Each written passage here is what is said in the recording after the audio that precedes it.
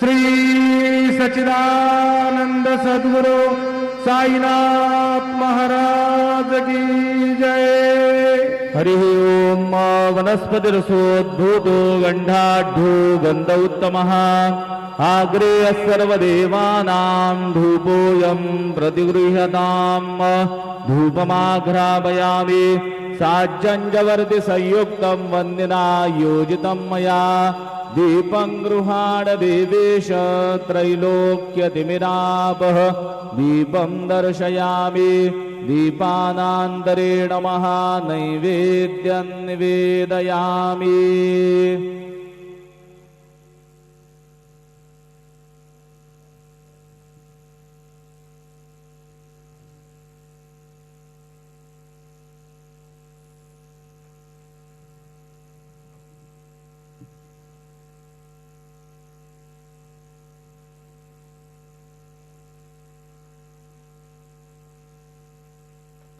इंद्रश्च सम्राड् वरुणश्च राजा तौ ते भक्षं जग्रतुरग्र एतम् तयोरहमनुभक्षं भक्षयामि वाग्देवी जुखाणा सोमस्य तृप्यतु सह प्राणेन स्वाहा।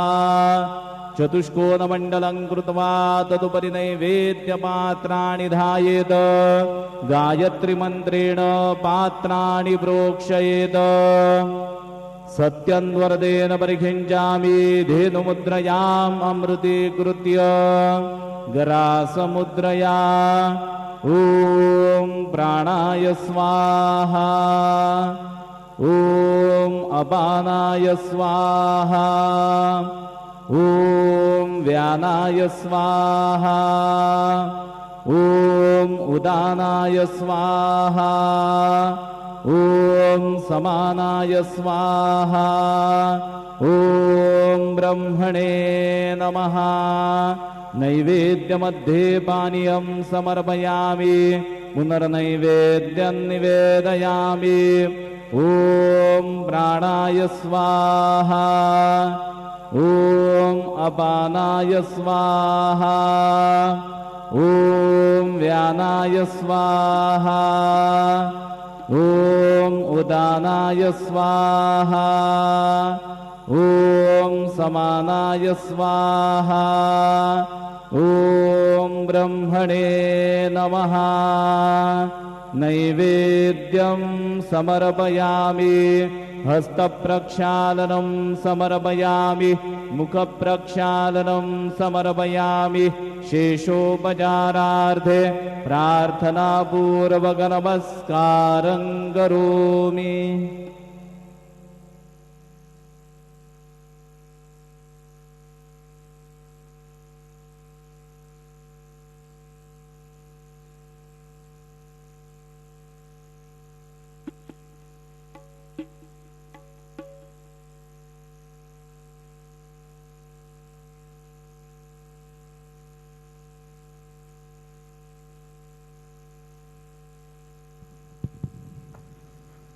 श्री रामनवमी उत्सवानिमित्त सर्व साई भक्तांना श्री साईबाबांचे शुभ आशीर्वाद लाभो ही श्री साईबाबा संस्थान विश्वस्त व्यवस्था शिर्डीच्या वतीने साई चरणी विनम्र प्रार्थना।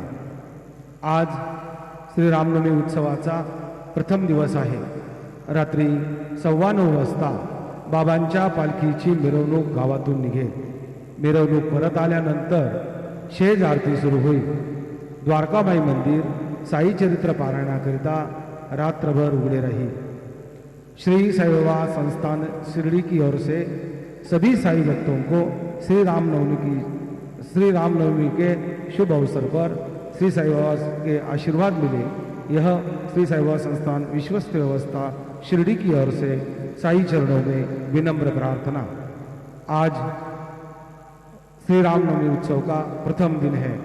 रात 9:15 बजे श्री साई बाबा की पालकी की शोभा यात्रा गांव से निकलेगी। शोभा यात्रा वापस आने के बाद शेज आरती शुरू होगी। श्री साई चरित्र पारायण के लिए द्वारकामाई मंदिर रातभर खुला रहेगा। आता माध्यान्ह आरती सुरू होत आहे। सर्वांनी एका सुरात आरती म्हणावी। अब मध्याह्न आरती शुरू हो रही है। आप सब एक सुर में आरती गाइए।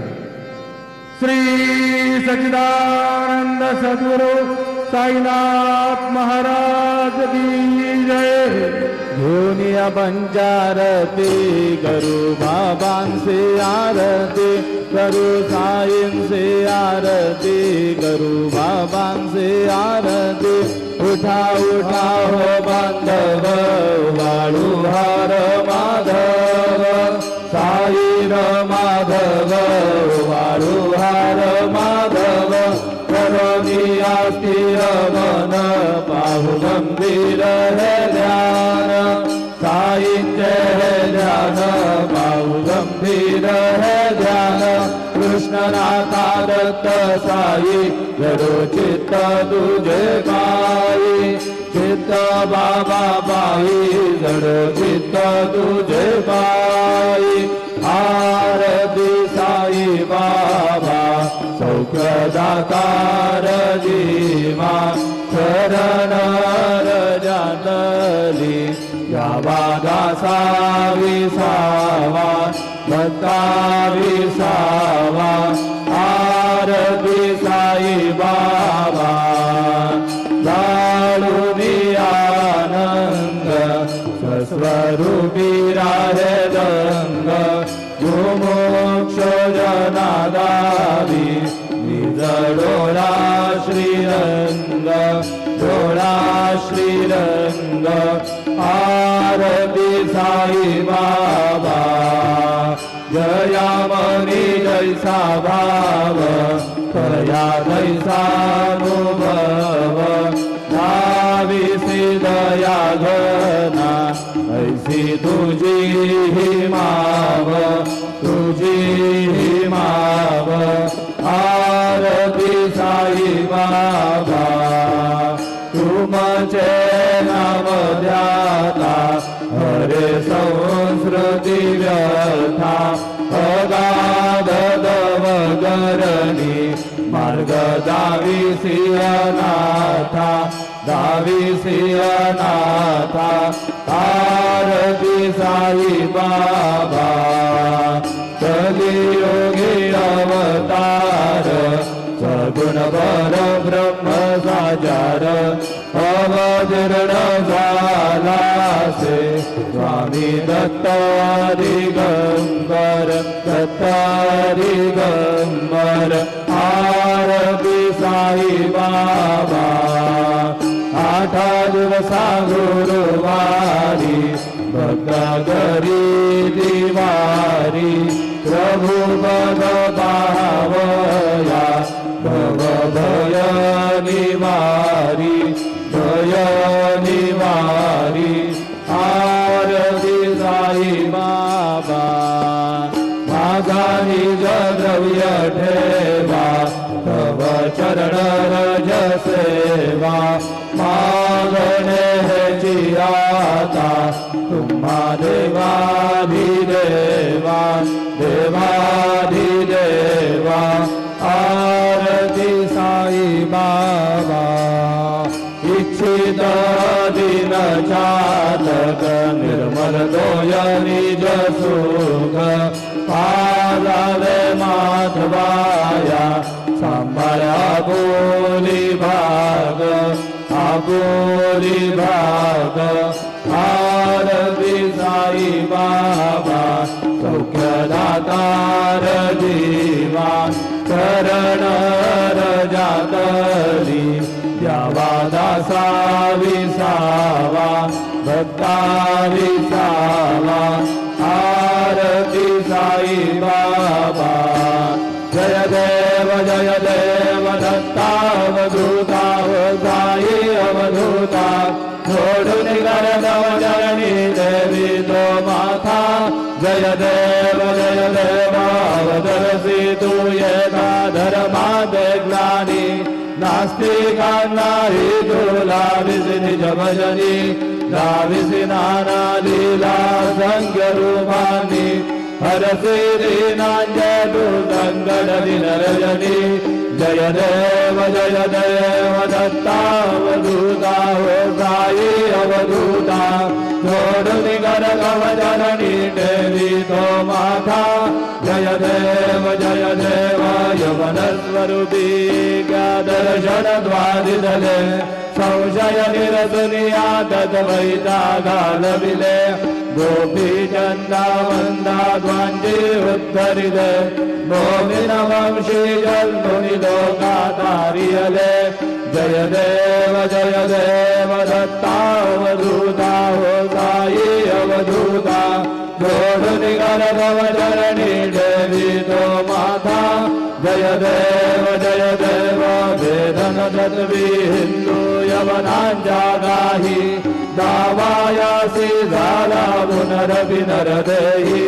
पाहसि प्रेमाने तू हिंदू यवनाही दाविसी आत्मत्वाने व्यापका साई जय देव दत्तावधूता हो साई अवधूता जोडुनि गरगवजननी देवी तो माता जय देव देवा साई नाथा त्वत्पदनत भावे परमाया मोहित जन मोचन जनिमावे त्वत्कृपये जगदाञ्जे सङ्कट निरसावे देशिल तरिते त्वद्यज कृष्णाने गावे जय देव दत्तावधूता हो साई अवधूता जोडुनि गरगवजननी देवी तो माता जय देव शिर्डी माझे पंढरपूर साई मावर साई मावर शुद्ध भक्ति चंद्र भागा भाव कुंडलिक जागा भाव कुंडलिक जागा याहो अवघेदन करू बाबांची वंदना साई श्री वंदन करू बाबांची वंदन गणू म्हणे बाबा साई धाव पाव माझे आई पाव माझे आई धाव पाव माझे आई गजेंद्र डांगर वंदीन चरण डोळ्याने वाहिन रूप तुझे प्रेमे अलिंगीन आनंद पूजिन भावे वारिन म्हणे नामा त्वमेव माता च पिता त्वमेव बंधु च सखा त्वमेव विद्या द्रविणं त्वमेव सर्वं मम देव कायेन वाचा मनसेन्द्रियैर्वा बुद्ध्यात्मना वा प्रकृतिस्वभावात् करोमि अद्य सकलं परस्मै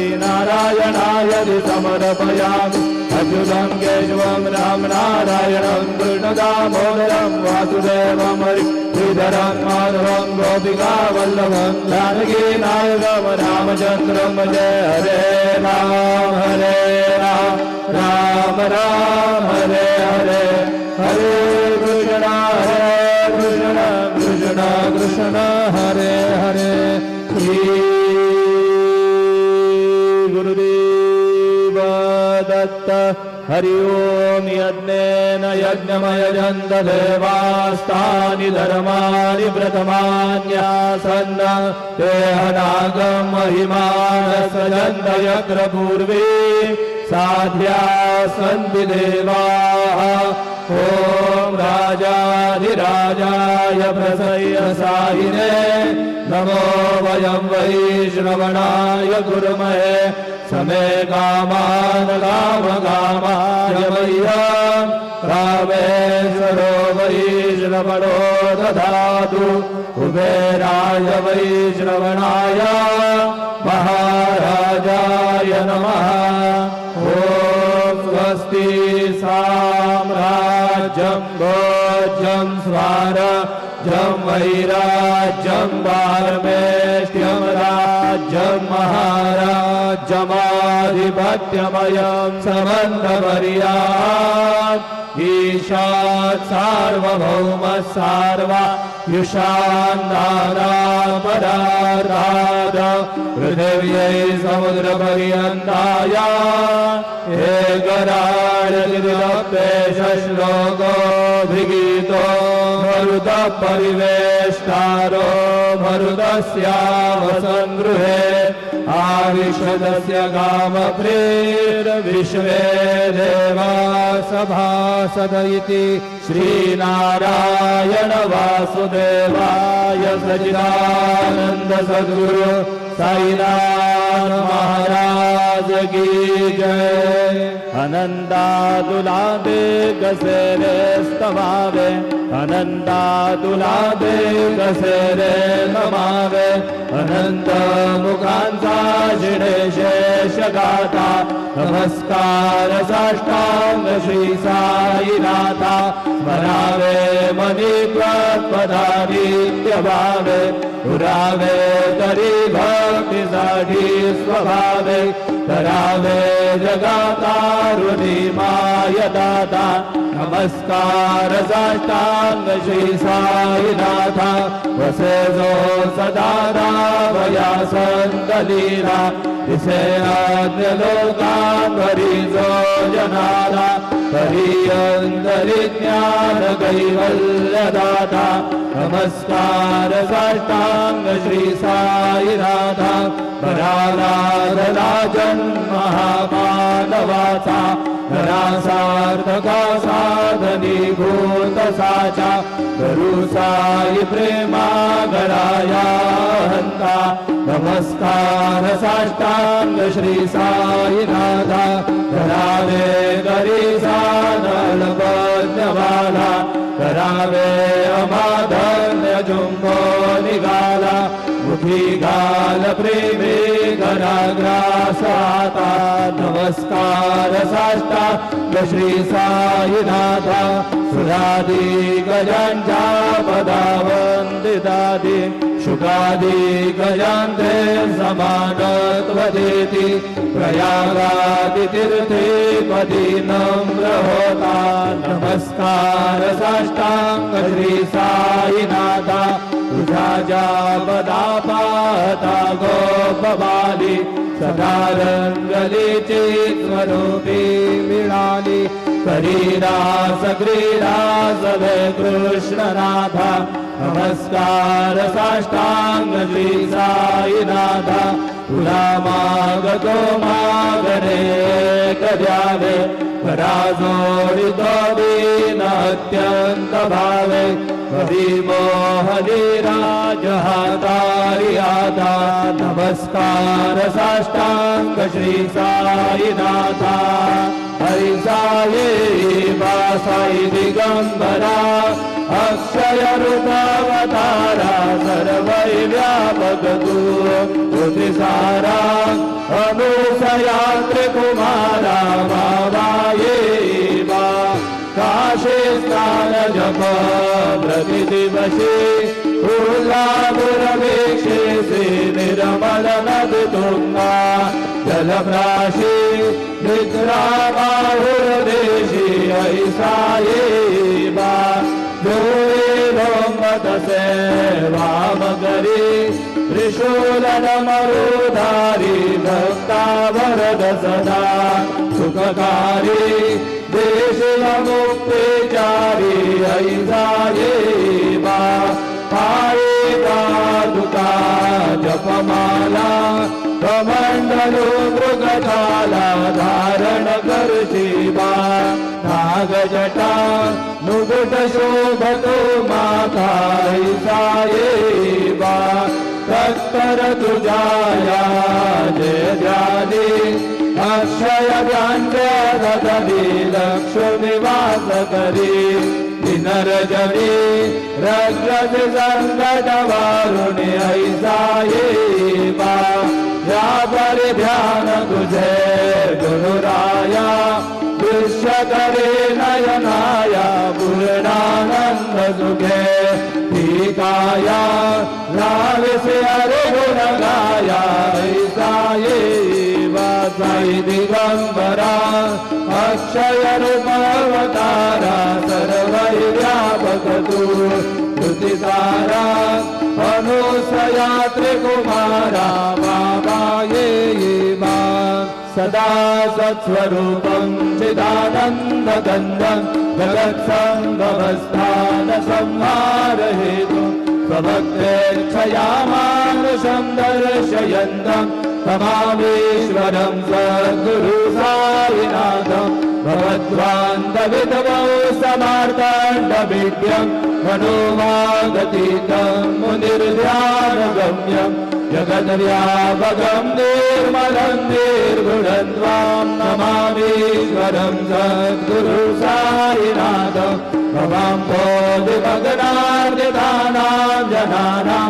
स्वपादाश्रितानां स्वभक्तिप्रियाणां समुद्धारणार्थं गलौ सम्भवन्तं नमामीश्वरं सद्गुरु साईनाथं सदा निम्बवृक्षस्य मूलादिवासात् सुधास्राविणं दीप्तमप्यप्रियन्तं तरुङ्गलवृक्षादिकं साधयन्तं नमामीश्वरं सद्गुरुं साईनाथं सदा कल्पवृक्षस्य तस्यादिमूले भगवद्भावबुद्ध्या सबर्यादिसेवां नृणां कुर्वतां मुक्तिप्रदन्तं नमामीश्वरं सद्गुरुं साईनाथम् अनेकाश्रुतातर्क्यलीलाविलासै समाविष्कृतेशानवास्वप्रभावम् अहं भावहीनं प्रसन्नात्मभावं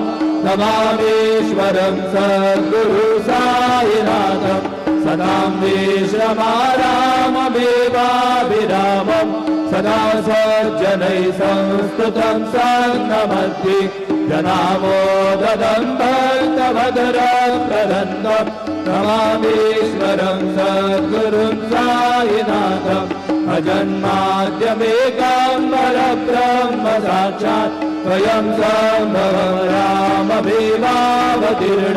भवद्दर्शनात् सम्मुदितं प्रभोः नमामीश्वरं सद्गुरुं साईनाथम् श्री साईश कृपानिधे किल नृणां सर्वार्थसिद्धप्रद युष्मत्पादरज प्रभावमतुलं धाता विभक्ता क्षमः सद्भक्त्या शरणं कृताञ्जलिमुठ सम्प्रार्थितोऽस्मि प्रभो श्रीवत्साय परेश पादकमला नान्यच्छरण्यं मम साई रूपधर राघवोत्तमं भक्तकामविबुधद्रुमं प्रभो माययोपातचित्तशुद्धये चिन्तयाम्यहर्निशं मुदा शरत्सदाशुभ्रतिमप्रकाश कृपादपत्रं तव साईनाथ त्वदेयमादाब्ज समाश्रितानां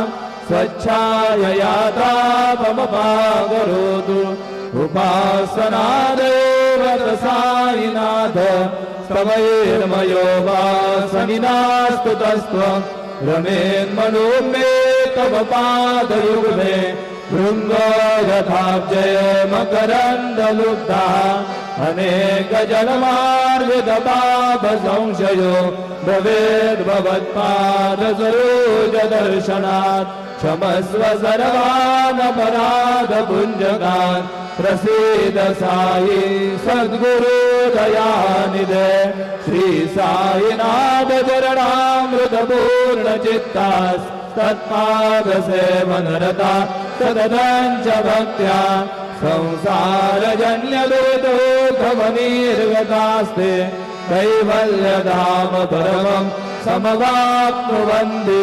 स्तोत्रमेतत्पठेद्भक्त्या यो नरस्तन्मनः सदा सद्गुरु साईनाथस्य कृपापात्रं भवेत् ध्रुवम् करचरणकृतं वा कायजं कर्मजं वा श्रवणनयनजं वा मानसं वापराधं वीतमवेदं वा सर्वमेतत्क्षमस्व जय जय करुणाब्धे श्री प्रभो साईनाथ श्री सच्चिदानंद सद्गुरु साईनाथ महाराज की जय।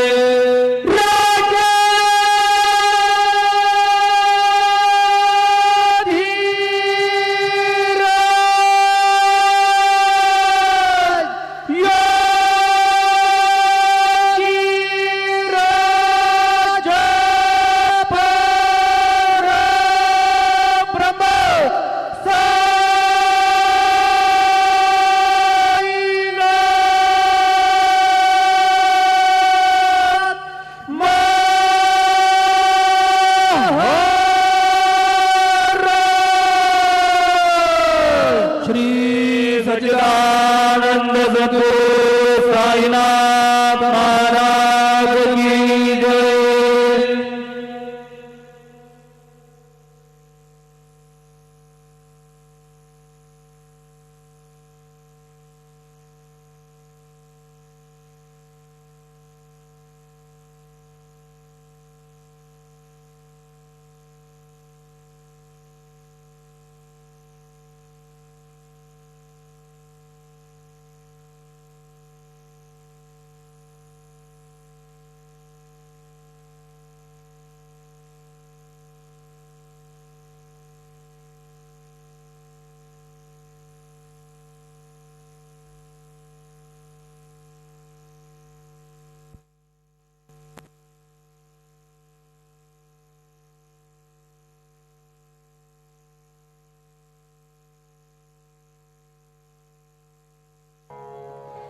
Oh